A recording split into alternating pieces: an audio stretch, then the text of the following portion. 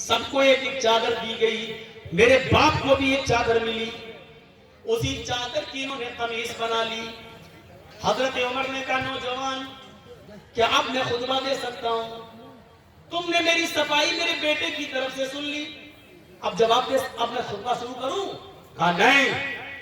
कहा क्यों? कहा अब तो मैं और उलझ गया हूं। कहा एक एक चादर सबको मिली, मुझे भी तो मिली थी। मैं दर्जी के पास गया, उस एक चादर में मेरी कमीज नहीं बनी। तुम तो हमसे डबल हो, तुम तो मोटे ताजे हो, तंदुरुस्त हो, हट्टे खट्टे हो।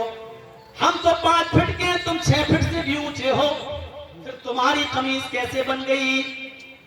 हजरत उमर ने कहा, बेटे इसका भी जवाब दो।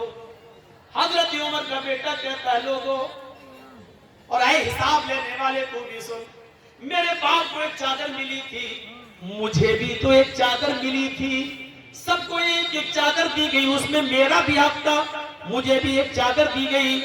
मैंने अपने बाप की कमीज में कई जोड़ लगे हुए देखे, पैबंद लगे हुए देखे, तो मुझे अपने बाप की कमीज पर बड़ा अफसोस होता था कि मेरे बाप के पास कोई कपड़ा नहीं है। तो मेरे बाप ने, मैंने अपने बाप को अपनी भी चादर दे दी, अपनी चादर और मेरी चादर दोनों चादरें मिलाकर मेरे बाप ने कमीज बना ली। हजरत उमर ने कहा, नौजवान अब क्या कहते हो, अब मैं खुतबा दूं? वो नौजवान बैठ गया, अमीरुल मोमिनीन अब आप खुतबा दीजिए। अल्लाह की कसम मुझे फख्र है कि मेरा अमीर ऐसा है कि जिसने अमानत में खयानत नहीं की है, जिसने एक पैसे की भी अमानत में खयानत नहीं की है, कपड़े के एक तार की भी अमानत में खयानत नहीं की है। अब आप खुतबा दीजिए। मैंने ये सबके सामने इसलिए पूछा ताकि आपकी सफाई सबके सामने आ जाए। मेरे भाइयों, सबके सामने उस आदमी ने पूछा, हिसाब लिया, और उमर फारूक ने सबके सामने हिसाब दिया। हिसाब जिंदों से लिया जाता है, मुर्दों से नहीं। मुर्दे तो मर गए, वो अपने कर्म जो किया है उसके हक वो भुगते, अच्छा किया तो अच्छा, बुरा किया तो बुरा, लेकिन जिंदों से हिसाब लिया जाता है। आप जिंदा कौम हैं, मुहासिबा करिए, मुहासिबा। 20 करोड़ मैंने कम बताए, इस भारत में मुसलमान है 30 करोड़ से ज्यादा, मदरसे हैं 4 लाख से ज्यादा, उलमा है 50 लाख से ज्यादा, लेकिन इतने मदरसे होने के बाद, इतने आलिम होने के बाद, इतने मुसलमान होने के बाद, मस्जिदों में इन मुसलमानों की नमाज पढ़ने का परसेंट है सिर्फ 2%। मेरे भाइयों, ये 98% मुसलमान क्या कर रहा है, ये 98% मुसलमान क्या कर रहा है? कभी आपने मुहासिबा किया? कभी आप जो समाज और सोसाइटी के अंदर पंचायतें बिठा लेते हो, जो जुल्म करते हो, अरे मजमे में कहता हूं, अगर मेरी बात गलत हो तो बताओ, आज ऐसा होता है कि नहीं होता है कि एक लड़की बाकायदा पंचायत में कहती है कि इस लड़के के साथ मैं 1 साल से रह रही हूँ, 2 साल से मेरा इसके साथ ताल्लुक है, अब ये शादी नहीं कर रहा है मेरे साथ, लिहाजा शादी करवाइए। और वो लड़का शादी से जब मना करता है तो पंचायत पंच लोग बैठकर फैसला करते हैं कि तुम रहते थे कि हाँ ये भी राजी थी, मैंने ऐसा किया, तो क्या हुआ? अब पंचायत फैसला क्या करती है? 5 लाख रुपया तुम दो, या तो शादी करो, और शादी नहीं कर रहे हो तो लड़के से 5 लाख, 2 लाख, 1 लाख रुपया लेकर लड़की को दिया जाता है कि जाओ तुम अपना घर बसा लो। बताओ ऐसा होता है कि नहीं होता है? और ये पंचायत में ये फैसले किए जाते हैं कि नहीं किए जाते हैं? ऐसा भी होता है, लड़का किसी लड़की को लेकर भाग गया, समाज सोसाइटी में बुराई हुई, बुलाया गया, लड़का लड़की को लेके आ गया, पंचायत बैठती है और पंचायत में ये लड़की का बाप होता है, अब मेरी लड़की के मुंह दिखाने के लायक नहीं रही। पंचायत बैठती है और पंच फैसला करते हैं तुम इस लड़की से शादी करोगे? साहब शादी नहीं करेंगे, मेरे घर वाले तैयार नहीं, लाइए 2 लाख रुपए दो, और लड़की को दे दिया जाता है। मैं पूछना चाहता हूं कि लड़की अपनी मर्जी से जब भागी है, लड़का भी अपनी मर्जी से भागा है, पंचायत बैठी है, सजा लड़के को ही क्यों मिल रही है?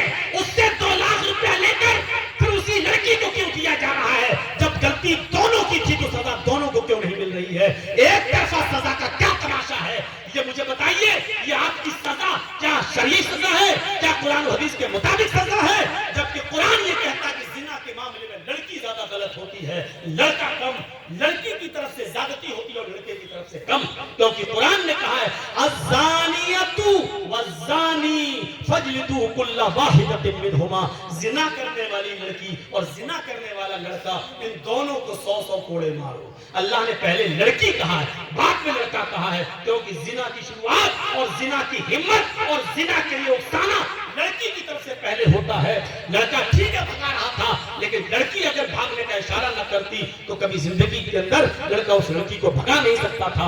मेरे भाइयों, फिर लड़की को सजा न दी जाए और पैसा लेकर जुर्माना लड़की को दे दिया जाए। शर्म आनी चाहिए ऐसे पंचों को, और शर्म आनी चाहिए ऐसी पंचायत को जो बिल्कुल दोगला, नालायक और अखलाक से गिरा हुआ फैसला करते हैं।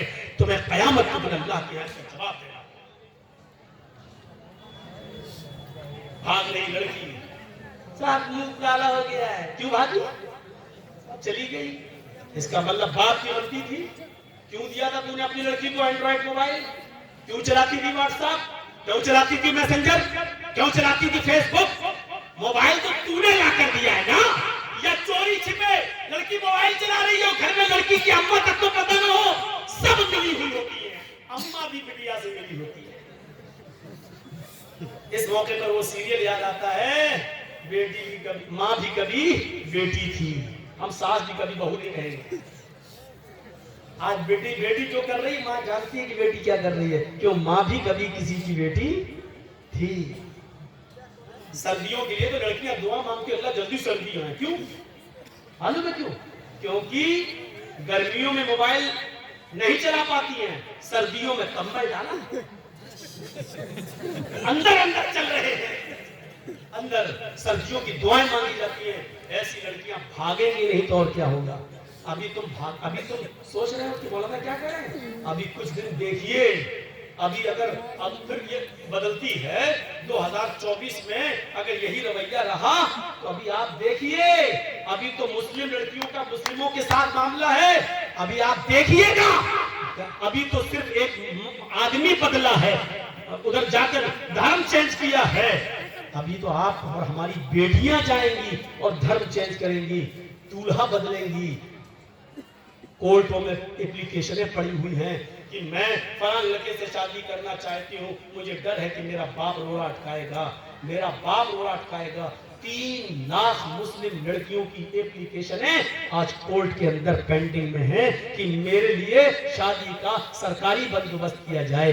3 लाख मुस्लिम लड़कियां गैर मुस्लिमों के साथ निकाह करने के लिए तैयार हैं। सुनना पड़ेगा तुम्हें ये सब कुछ, तुम्हें क्या तुम्हारे बाप को भी सुनना पड़ेगा।